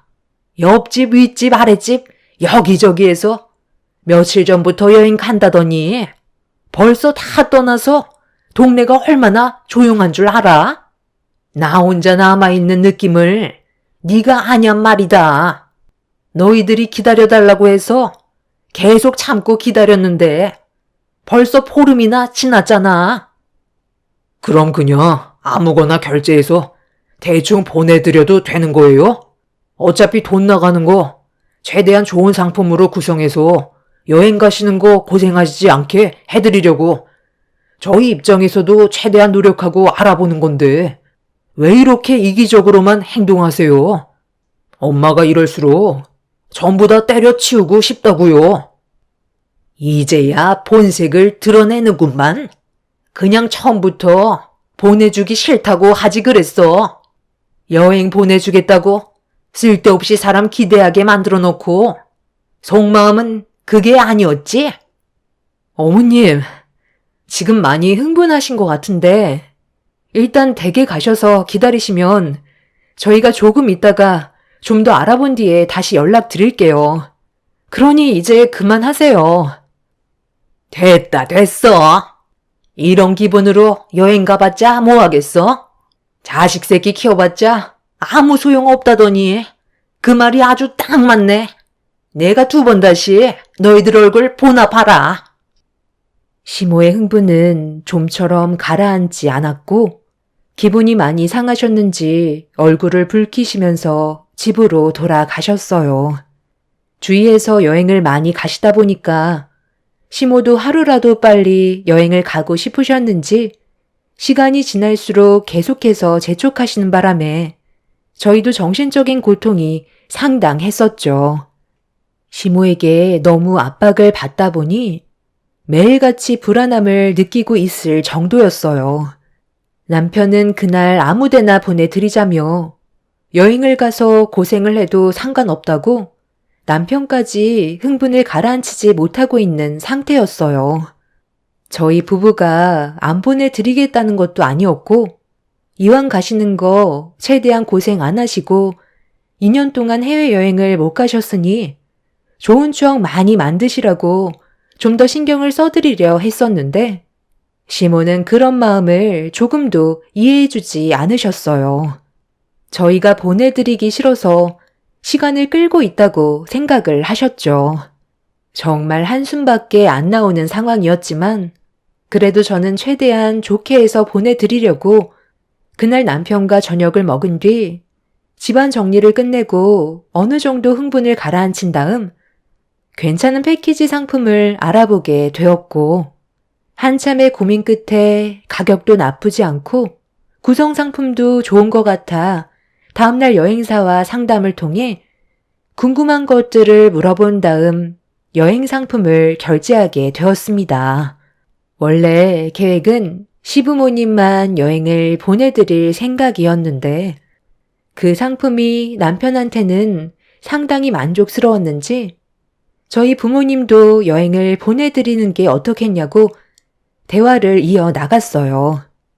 그래서 저는 양가 부모님이 같은 여행을 떠나는 건 오히려 상황이 안 좋아질 수도 있기 때문에 저는 남편의 말에 동의를 하지 않았었죠. 그쪽 여행사가 그래도 친절하시고 신경도 많이 써주셔서 남편은 다른 상품은 있는지 상담을 이어나갔고, 가격은 비슷한데 시부모님과의 일정은 전혀 겹치지 않는 여행 상품을 소개해줘서 남편은 이왕 보내드리는 거 저희 부모님도 보내드려야 서운해하지 않는다고 여행 상품을 결제하기로 결정하게 되었습니다. 같은 날 출발은 하지만 여행 상품 스케줄이 다르기 때문에 시부모님과 마주칠 일도 없다는 거에 저도 남편의 의견에 동의를 하게 되었어요. 항상 저희 부모님도 똑같이 신경 써주려는 남편의 모습이 너무 고마웠었죠. 그렇게 모든 준비가 끝이 나고 남편이 시모에게 전화를 해서 여행 일정을 설명해 드렸어요. 그러자 수화기에서 들려오는 목소리가 제 귀에까지 들릴 정도로 상당히 들떠 계셨고, 그날 이후 더 이상 저희 부부에게 스트레스를 주지 않으셨습니다. 그런데 여행을 떠나기 일주일 정도의 시간이 남아 있었는데 그 사이 엄청난 일들이 눈앞에 펼쳐지게 되었고 전혀 예상하지 못했던 충격적인 사건들은 돌이킬 수 없는 결과로 이어졌어요. 사건이 시작이 된 건 시모가 주말에 저희를 시댁으로 초대를 하셨어요. 점심이나 같이 먹자면서 그동안 고생한 저희를 위해 밥 한 끼 해주시려는 것 같아 시댁으로 향하게 되었죠. 그동안 제가 봐왔던 시모와는 전혀 다른 모습을 보여주시면서 얼굴에 미소가 끊이지 않을 정도로 기분이 들떠 계셨고 맛있는 음식들이 한가득 준비가 되어 있었습니다. 많이들 먹어라. 그동안 여행 상품 알아봐 주느라 고생 많았지? 내가 오죽 답답했으면 너희들한테 불만을 털어놨겠니? 내 주변 사람들 전부 다 해외여행 가서 나한테 자랑하듯 사진 찍어 보냈는데 속이 얼마나 타들어가던지 혈압 올라 쓰러질 뻔했다니까. 그래서 너희들한테 더 재촉했던 것도 있다. 그런데 사돈댁 분들은 여행 안 가신다니? 이번만큼은 사돈댁도 가고 싶어 하실 텐데 너희들이 알아서 신경을 쓰겠지만 한 번에 큰돈 나가는 게 부담스러우니까 나중에 보내주는 것도 나쁘지는 않겠지. 우리가 먼저 가서 마음에 걸리기는 하지만 급한 사람이 먼저 떠나는 건데 서운하게 생각하시지는 않겠지? 그렇잖아도 이번 여행 장인 장모님도 같이 보내드리기로 결정했어요. 상품이 달라서 같이 겹치지 않으니까 신경 안 쓰셔도 돼요. 코스가 전혀 다르거든요. 뭐라고? 이번에 사돈분들도 여행을 같이 떠나게 됐다고? 코스가 달라도 오다 가다 보면 마주칠 수도 있는 거고 많이 껄끄러운데 왜 이렇게 무리를 했어? 엄마 아빠만 보내드리면 장인 장모님께서 표현은 안 하시겠지만 그래도 서운해 하실 수도 있잖아요. 상품 구성도 괜찮기도 해서 이번에 보내드리기로 결정하게 된 거예요. 그리고 이게 맞는 거죠. 저희 집만 신경을 쓰는 것도 이 사람한테 미안하고 이렇게 해야 제 속이 편해서 결정한 거예요. 괜찮으시죠? 사돈댁 여행 일정이랑 내가 떠나는 일정이 다르다면 다른 것들도 분명 변경이 있었을 텐데 비교 좀 해보게 계획표 좀 확인해보자. 어떤 구성으로 되어 있는지 나도 알아야 할 거 아니야? 내가 먼저 가자고 말한 건데 사돈댁은 얼굴 한번 붉히지 않고 너희들한테 싫은 소리도 안 했으면서 그냥 꽁으로 가는 건 너무하잖아.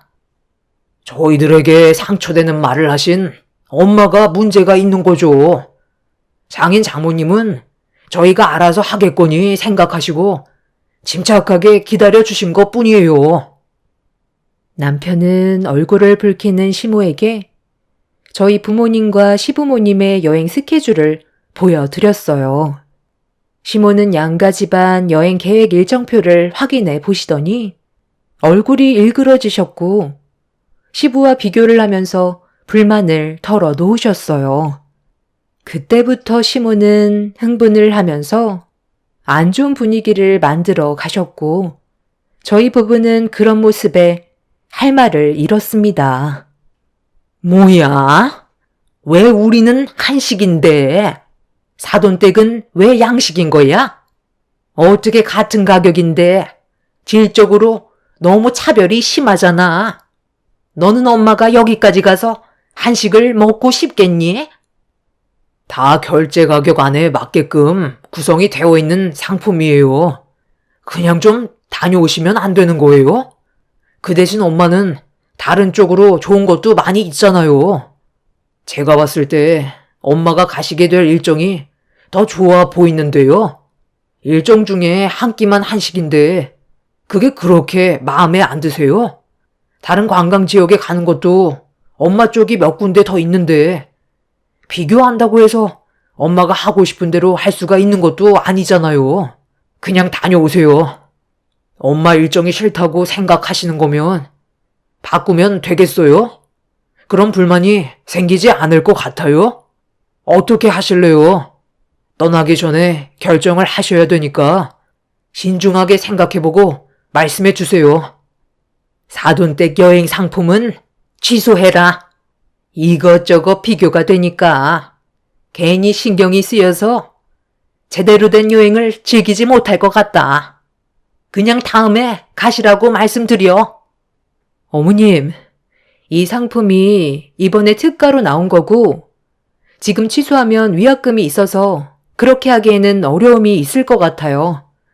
제가 봤을 때 여행 일정은 어머님이 가시게 될 여행 구성이 훨씬 더 좋아 보이는데요. 저희가 얼마나 힘들게 알아보고 결정한 건지 잘 알고 계시죠? 이번에는 이렇게 다녀오세요. 다음에는 좀 더 만족하실 만한 여행 계획을 세울 테니 이왕 떠나시는 거 좋은 쪽으로 생각해 주셨으면 좋겠어요. 크게 어려운 부탁을 드리는 것도 아니잖아요. 여행을 하는데 즐거움의 반을 차지하는 게 먹는 건데 우리 쪽이 너무 형편없는 것 같다. 혹시 음식만 바꿀 수는 없는 거니? 사돈댁 음식들은 구성이 마음에 드는데 우리 쪽 여행 상품은 음식의 질이 너무 떨어지는구나. 돈을 좀 더 얹어주면 제대로 된 음식을 제공받을 수 있지 않을까? 그렇게도 안 되는 거냐? 그건 좀 힘들 것 같아요. 자유여행도 아니고 단체로 떠나는 여행이라 모든 게 틀 안에서만 움직여야 하거든요. 시간도 얼마 남지 않았는데 변경하는 것도 무리가 있으니 이번에는 그냥 다녀오세요.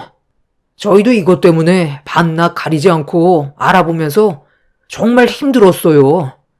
아휴, 이제 더는 이 부분에 대해서는 말 안 하셨으면 좋겠어요. 시부모님은 저희가 고생해서 알아본 건 생각 안 하시고 조금이라도 저희 부모님 여행 계획에 좋은 상품이 들어가 있으면 그걸 마음에 안 들어 하셨어요. 전혀 배려하지 않으시려는 모습에 지쳐버렸고 실망한 나머지 한상 차려진 음식에는 손을 대고 싶지도 않았어요. 남편은 많이 서운했었는지 자리에서 벌떡 일어났고 저 또한 남편을 따라 자리에서 일어나 버렸습니다. 시모는 당장 눈앞에 보이는 것만 불만을 가지시고 얼마나 고생했을지 그런 건 신경도 안 쓰셨어요. 결국 저희 부부는 더 이상 아무 말도 하고 싶지 않아서 그냥 집으로 돌아와 버렸고 그날 이후 시부모님한테 일절 연락 같은 건 하지 않았습니다. 그렇게 시간이 지나고 여행을 떠나야 하는 시간이 다가왔어요. 그래도 오래간만에 해외여행을 떠나시는 건데 배웅은 해드려야 할 것 같아 공항으로 가게 되었죠. 저희가 먼저 도착해 시부모님과 저희 부모님을 기다렸어요. 2년 만에 떠나시는 여행이라서 그런지 저와 남편도 긴장을 한 상태였는데 공항에 먼저 도착한 시부모님은 밝은 얼굴이 아닌 그늘진 얼굴로 저희 앞으로 다가오셨어요. 남편은 시부모님을 모시고 비행기 티켓을 끊었고 뒤이어 저희 부모님께서도 도착을 하셔서 제가 비행기 티켓 끊는 걸 도와드렸습니다. 그렇게 양가 집안이 모두 마주보게 됐는데 어색한 인사와 함께 침묵이 흐르고 있었어요. 그리고 잠시 뒤 시모가 침묵을 깨는 한마디를 툭 던지셨고 그 말을 받아친 엄마의 한마디로 시작된 싸움은 공항에서 평생 잊을 수 없는 일이 터지고 말았어요. 사부인은 좋으시겠어요? 내 아들 덕에 해외여행도 다녀오시잖아요. 다행히 저희끼리 마주칠 일은 없다고 했으니까 그건 그나마 다행이네요. 네, 그러게요. 저도 사돈과 얼굴 마주하면서 여행 떠날 기분은 아니거든요. 애들이 알아서 시간 되면 보내줄 건데 꼭 그렇게 상처를 주셔야 했어요. 부모가 자식한테 타당한 요구를 하는 건데 그게 뭐 잘못됐나요? 낳아주고 키워줬으면 그만한 보상을 받는 건 당연하다고 생각하는데요. 애들 키우는 걸 뭘 바라시고 키우신 거예요? 애들이 잘 되길 바라야지. 억지로 밀어붙여서 여행을 떠나시면 마음이 편하세요? 저는 지금도 너무 미안해 죽겠는데요. 그동안 고생해서 키워준 보답을 받는 건데 뭐가 잘못됐다는 거예요? 제 아들 돈으로 왕복 티켓 300만 원짜리 끊으셨으면 고맙게 생각을 하셔야죠. 우리 며느리가 왜 이렇게 눈치가 없나 했더니만 안사돈께서 눈치가 없으시구만. 염치 없이 여행 떠나시는 거면 표정 관리라도 잘 하시던가. 어머님, 지금 말 다 하셨어요? 정말 여행하는 당일까지 이러실 거예요? 제가 언제까지 이런 상황을 허용해 드릴 거라 생각하시는 거예요? 저희 부모님이 염치가 없다고요? 당신은 어떻게 생각해? 내가 지금 참아야 될 것 같아?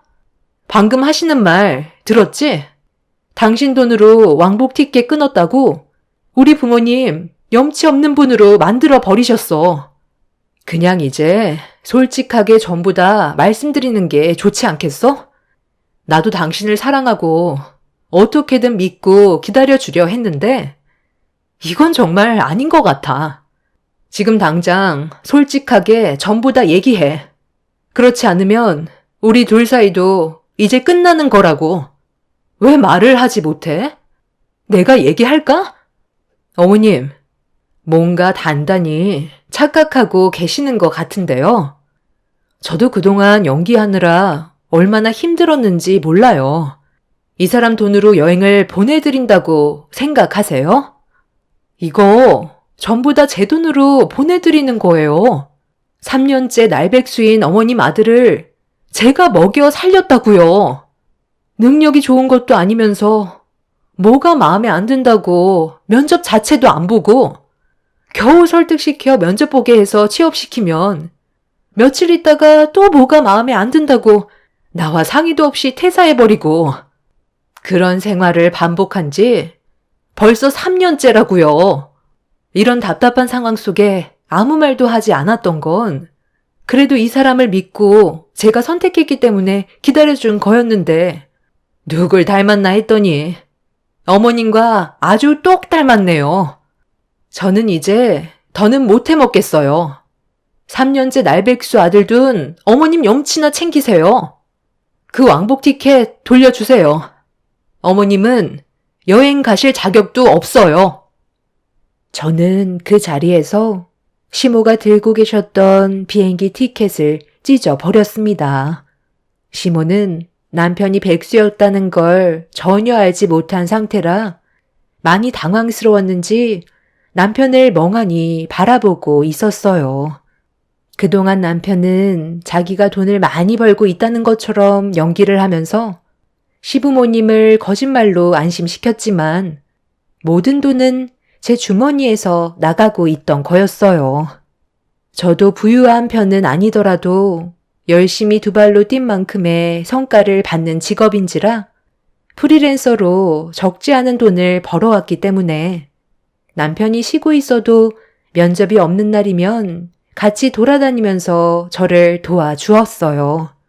아무리 백수라도 집안에만 있으면 금방 늘어지고 일하기도 싫어할 것 같아 그동안 데리고 다니면서 항상 바로 취직을 할 수 있을 만큼의 긴장을 가지게 해줬었죠. 하지만 남편은 저와 결혼한 이후 의욕 자체가 많이 떨어졌어요. 제가 벌어오는 돈이 어느 정도 있어서 그걸 믿고 있는 것 같아 보였었죠. 제가 선택한 사람이었고 믿고 기다리고 있으면 분명 다시 일어날 수 있을 거라 생각해 양가 부모님께 전혀 내색하지 않으면서 살아왔었지만 공항에서 시모가 저희 부모님한테 했던 막말은 결국 저를 분노하게 만들었어요. 결국 이성의 끈을 놓아 버렸고 곧 비행기가 출발한다는 말에 모두가 충격을 받은 상황에서 저는 부모님을 비행기 태워 보내드렸습니다. 그리고 시부모님과 남편을 다시 마주하게 되었죠. 여보세요? 네, 죄송하지만 여행 패키지 상품 하나 취소하려고요. 당일 취소라 전부 다 돌려받지 못한다고요? 네, 저도 알고 있어요. 그래도 취소해 주세요. 당신 지금 뭐 하는 거야? 그래도 힘들게 여행 상품 결정해서 결제까지 했는데 취소까지 하는 건 너무하잖아. 아무리 그래도 이건 아니지. 내가 폭발하기 전에 당신이 먼저 막지 그랬어. 나도 참을 만큼 참았던 거 알지? 어머님이 방금 하신 말씀 들었잖아. 우리 부모님 보고 염치가 없대. 그 말을 들었는데 어떻게 가만히 있어? 어머님이 전부 자초한 일이니까 어쩌겠어. 해외여행은 앞으로 꿈도 못 꾸시는 거지. 당신이랑 나와의 관계도 다시 한번 생각해 보는 게 좋겠어. 그동안 연기하는 것도 정말 힘들었고, 일도 안 하는 남편 데리고 다니면서 그래도 믿고 기다려줬는데, 날이 가면 갈수록 지금의 삶에 적응을 했는지, 일을 할 생각보단 그냥 내 뒤를 따라다니면서 밥이나 축내고 하루를 무의미하게 지내고 있잖아. 내가 화장품 하나 팔려면 얼마나 많이 움직여야 되는지 알아? 당신은 옆에서 고생하고 있는 거 뻔히 봐왔으면서 어떻게 3년이 넘게 백수 생활을 이어나갈 수 있어? 이제 더는 안 돼. 우리 당분간 별거 하면서 진지하게 생각해 봐야 할 것 같아. 어머님, 다시 한번 말씀드리지만 3년 동안 전부 제 돈으로 나가고 있던 거였어요. 이 사람이 결제해주는 척 했던 것도 그래도 집안의 가장이고 어깨 좀 올라가라고 옳은 척 해줬던 거라고요. 그런 것도 모르시면서 저희 부모님이 염치가 없다고요? 이 사람과 별거하는 동안 저도 진지하게 생각해 보겠지만 아마 이혼을 결정할 것 같아요. 저도 이런 삶을 원한 건 아니거든요. 어머님도 백수 아들 끼고 한번 살아보세요. 아마 속 터져서 혈압 올라 쓰러지실걸요? 2년 동안 해외여행 못 가셨다고 저에게 온갖 히스테리 부리셨죠? 저는 거기에 더해 3년간 백수 생활하고 있던 이 사람 문인력까지 더해서 스트레스 받고 있었어요. 살다 보니 알겠더라고요.